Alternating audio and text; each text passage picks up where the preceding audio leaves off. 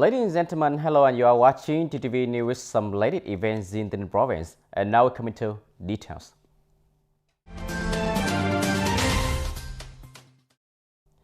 Ladies and gentlemen, after a day of working with a positive spirit, on the afternoon of November 18, the 40 Women Congress of the province, term 2021-2026, entered its closing session. The Congress was held online with minimizing the number of delegates, no organized activities on the sidelines of the Congress, and seriously element 5K.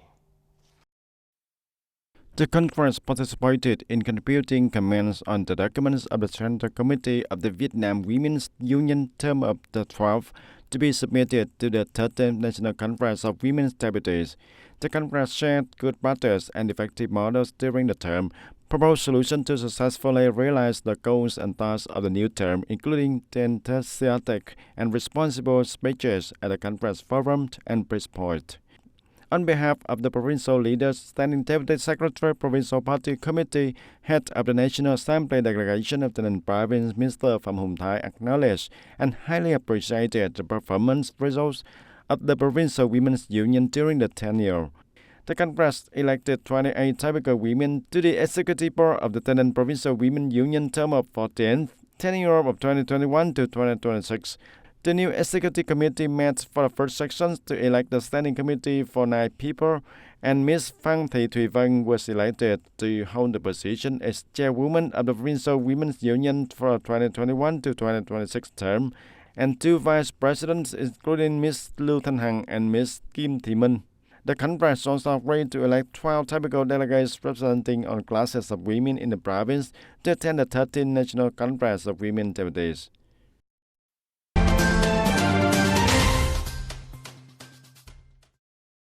Ladies and gentlemen, the Chau District People Committee said that the district and the people committees of communes and townships will mobilize on service businesses in the district to have a QR code table for customers to electronically declare for the health status when entering and leaving the facility. This is one of the specific measures to limit the spread of disease as well as the COVID-19 pandemic in the community implemented by the locality in the complicated situation of the COVID-19 pandemic. And Mr. Nguyễn Văn Huyền, Ola shop owner, Tân Châu Town, Tân Châu District, said that scanning the QR code is very convenient. The District People Committee has the direction to do so. I think it is very good.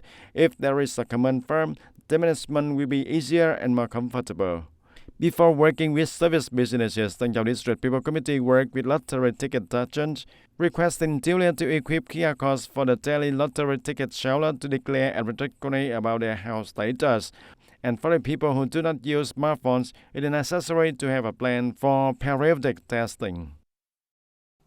According to the Vietnam Social Insurance, by the end of November 16, the social insurance of locality have received support from the Unemployment Insurance Fund for more than 11,700,000 workers nationwide, of which nearly 11 million people are participating in unemployment insurance and more than 795,000 people have stopped participating in unemployment insurance with a total support amount of more than 28 trillion Vietnam dong.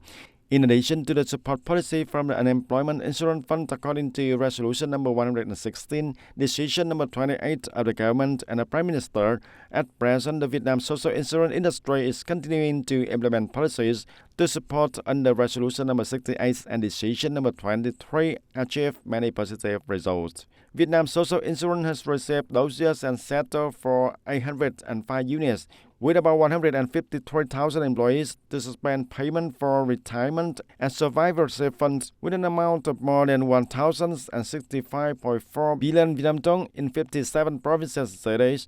Confirm a list for 2,475,000 employees of nearly 65,000 employers to enjoy policies in 63 provinces and cities nationwide.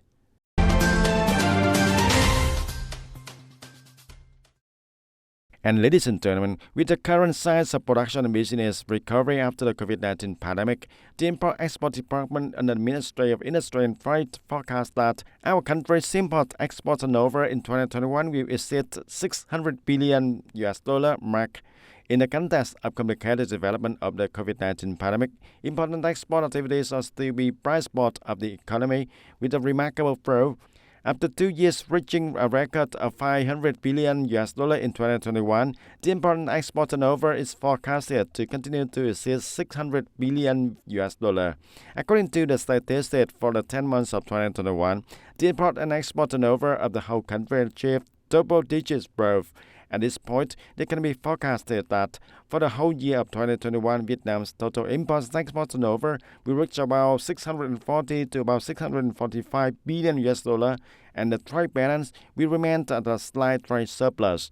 This is a great achievement because in 2021, production and business activities will be heavily affected by the COVID-19 pandemic.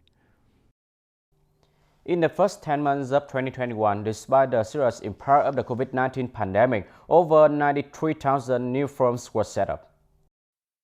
And ladies and gentlemen, in the first 10 months of 2021, despite the serious impact of the COVID-19 pandemic, over 93,000 new firms were set up.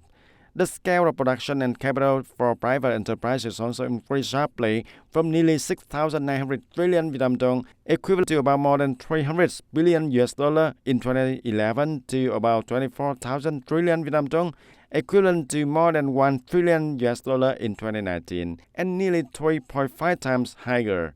Over the last 5 years, the number of private enterprises making it into Vietnam's 500 largest companies is on the rise. 6 private firms have been made their way into the Asian and global list. The private sector plays an increasingly significant part in the economy as it's contributed 40% of the Vietnam's GDP. According to the experts, although there have been positive improvements, the capacity of the private economic sector is still limited and does not commensurate with their growth and expectations. And in order to improve the capacity of the private economic sector, it is necessary to focus on solutions to assist the businesses in restoring production, minimizing the negative impacts on the pandemic, stabilizing production and business, and ensuring the worker incomes and safety for workers, including creating conditions for enterprises to accept new loans to restore production and businesses. Ladies and gentlemen, the situation of the COVID-19 epidemic is still unpredictable. Along the border with Cambodia is tightened by management agency with a series of checkpoints for epidemic prevention and control. Smuggling and illegal transportation of goods have the risk trailing but are still very complicated, especially at the end of the year. This poses many challenges for the customs forces. Mumbai International Border Gate is a busy and bustling goods trade area between Vietnam and Cambodia, so it has become a place for the people to smuggle and illegally transport goods across the border. Despite the strict control by the functional forces, the smuggling situation is still complicated. In addition, due to the price difference of some goods between Cambodia and Vietnam, leading to the situation of smugglers and illegal transporters into Vietnam for consumption. Due to the influence of the COVID-19 pandemic, the pandemic prevention control forces have blocked, checked, and strictly controlled the open ports between the two countries, and commodities, currency, and goods bans from crossing the border sharply decreased. And the total number of cases that Mumbai Border Gate Customs Department seized from January the 1st to November the 15th of 2021 is 40 cases.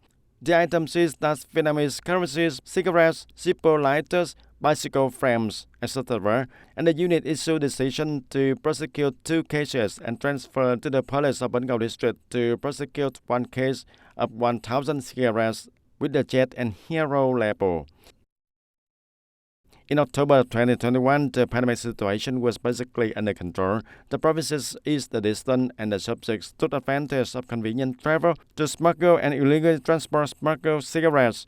The functional forces of the Customs Department promptly detected and arrested many cases of illegally transportation of cigarettes of all kinds with a total of more than 2,500 packs. At the Customs branch of Trang Bang Industrial Park, because it is not located in the border area, the work is somewhat lighter and less complicated. However, the fight against smuggling, counterfeit goods, imitation goods, and commercial fraud here is taken seriously also.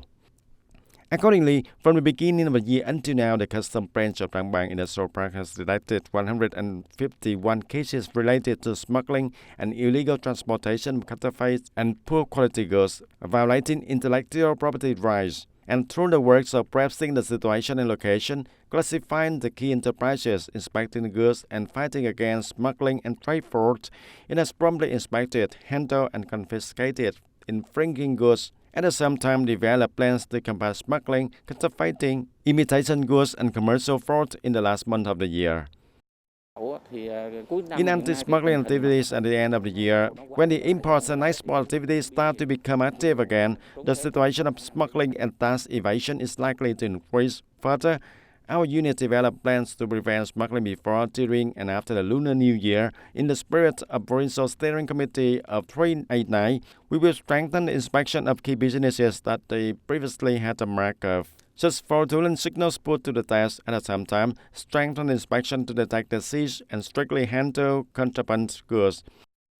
In order to continue to effectively carry out the work of preventing and combating smuggling and trade fraud and preventing illegally transporting of goods across the border in the coming time, the customs sector and units have focused on performing well the basic operation to identify the key subjects, area, and key goods to detect and combat acts of smuggling and illegal cross-border transportation of goods.